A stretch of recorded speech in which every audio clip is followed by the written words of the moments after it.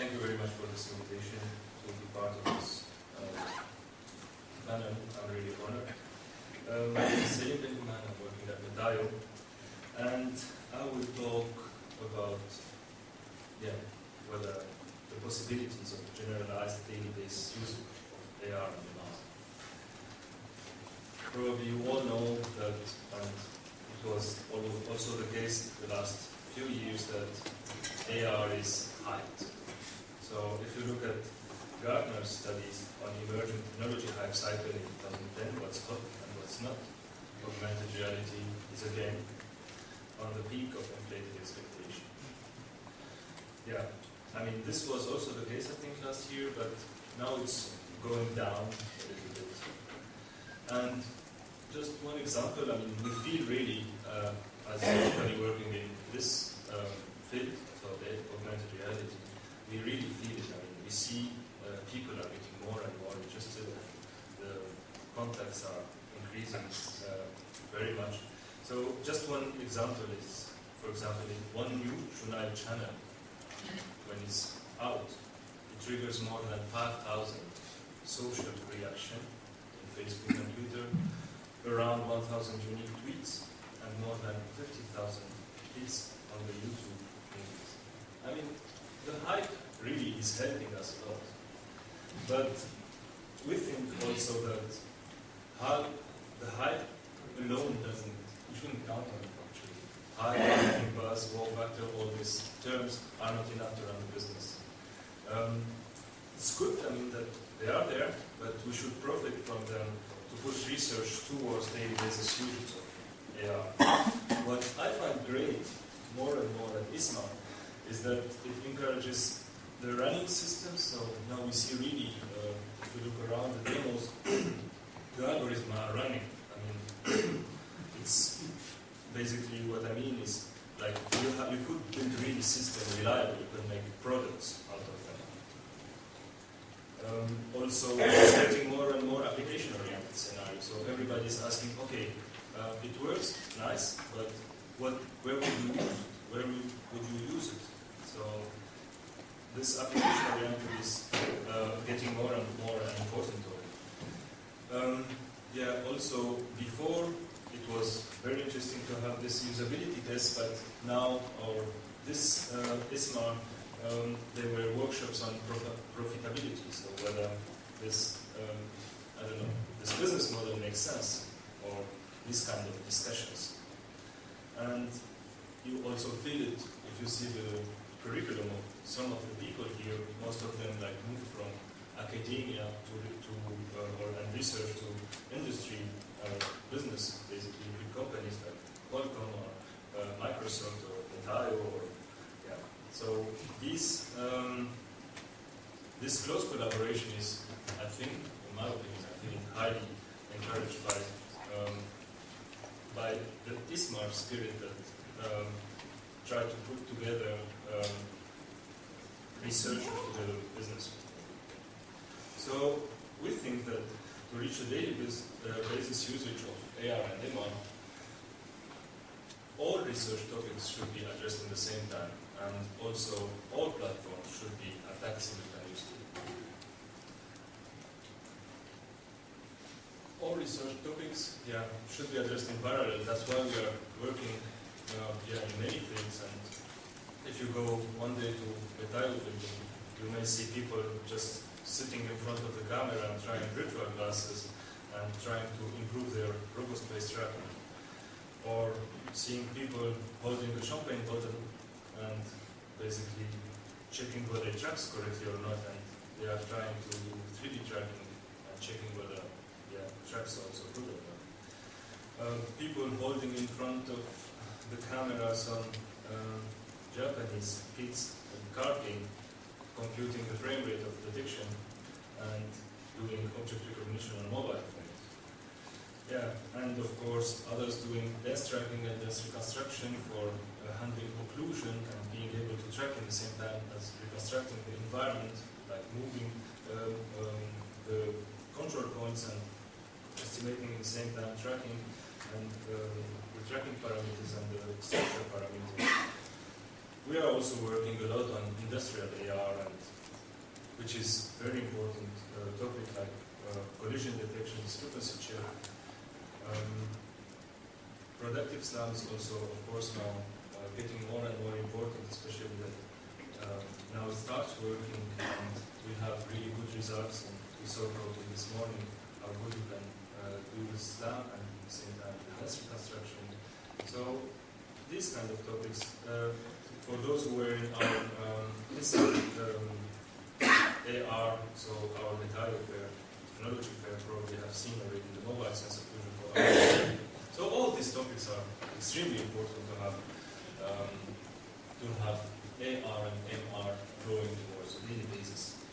So all this topic, all this research topic should run on different platforms, and there shouldn't be any predominant platform. That's why we are trying to work on different web-based approaches with Unified Viewer or design, or for people who do not want to bother with all the technology and want to have just AR and use it as it is. Or on mobile platform, it's getting more and more popular, standard SDK, but of course we should never forget industrial AR, which actually proved to be really successful. I will show it in the next slides.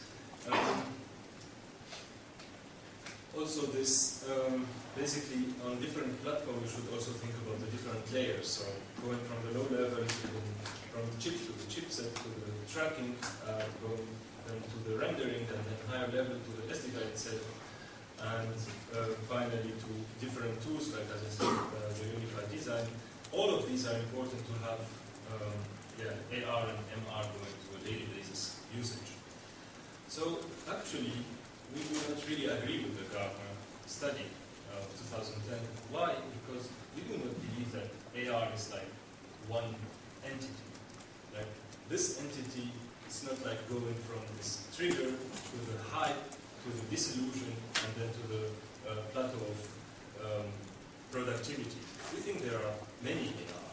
So when revisiting the Gartner's hype, we see that probably there are some that are hype now, like GPS or point of interest, mobile augmented reality.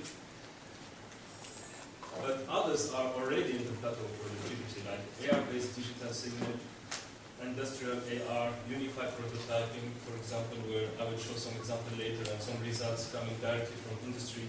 Web-based AR for e-commerce are also in the slope of enlightenment.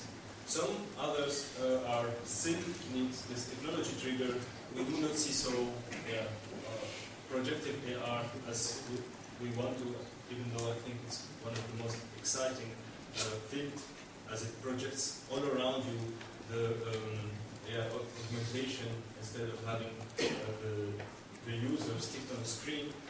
And some also put a little bit this cycle in the cycle of disillusion, like industrial AR in service and maintenance, where really the industrial are feeling that it's not exactly what they expected or what they were promised. So they were basically, they need a little bit more time to get really having it working always in their scenarios. So I will show 3 examples in the last, basically where AR is close to this daily basis, or even in some cases really used in daily basis. One example is this new trend of having products, what they call AR enabled. Probably you have heard already that Adidas released new shoes with AR markers. Really, you can buy these shoes and they have different colors. I don't know if it's you like these or these colors, but there are some that are very nice, but they have AR markers, and you can use them to play games on the internet. And you can put your shoe and you use it as a joystick, and you can really have very nice experience actually. And you can win, I think, some tickets for big events organized by Adidas and things like that.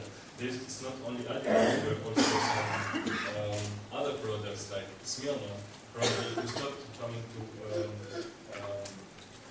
Korea by Dubai, you may have seen these hotels of Smirnoff where there is also some AR-enabled patches that you can track and you have also some implementation. So now it's even, there are new products are released and sold that are AR-enabled. So you can use AR of them for every day. The second example is also very, very interesting, and I would like to thank Fabian Doll for giving me these numbers. Fabian Doll is in Volkswagen research group, so ER Lab, and in his presentation he showed how AR is used also in a daily basis. So there is this discrepancy check, so for quality assurance, where augmentation can tell you whether something is built correctly or not. There is also this planning of the facilities, and they have numbers now at Volkswagen that show that really AR, daily basis usage of AR increased the planning reliability from 80 to 98%, which is 18% of increase. It reduces the costs during the installation process, and the installation and the assembly are on schedule. So there is no in-place optimization required. Also, the construction costs were reduced by approximately 8%. So all these numbers are now, thanks to this daily basis usage of AR, are actually encouraging very much. My favorite example, I would say, what I consider the real success story in at least what we did the last years, is most probably you saw it already, but this Lego digital box. The Lego digital box is meant to be for customers who would like to see, basically the customers for Lego in general are kids or their parents, but they would like to see more than just a 2D image showing what is inside the product, inside the box. They want to see how it would move, they want to see how they could play with it, they want to see how it would look like when they succeed to build it. So Lego did a very, very good job in this direction. So they started with few points of sales where they have these Lego boxes. These points of sales, of course, we didn't know about them, so not to influence their study. And they really measured how much the customers were satisfied by going inside this, whether it has or it doesn't have this Lego digital box. And the study showed clearly that having this digital box helps the customer into knowing what is inside the box, and the satisfaction was higher. So that's why now they are now getting more and more worldwide this Lego, and they are making this experience, having more shops having this Lego digital box, and I think it's really nice. Also, we have some movies if you go to our website showing how kids are. You can see it in their eyes how they are really liking so much what they are seeing, and they really get very much into this product and would like to buy it definitely. So yeah, this was my last slide. Thank you very much, but I think for the questions we will have them.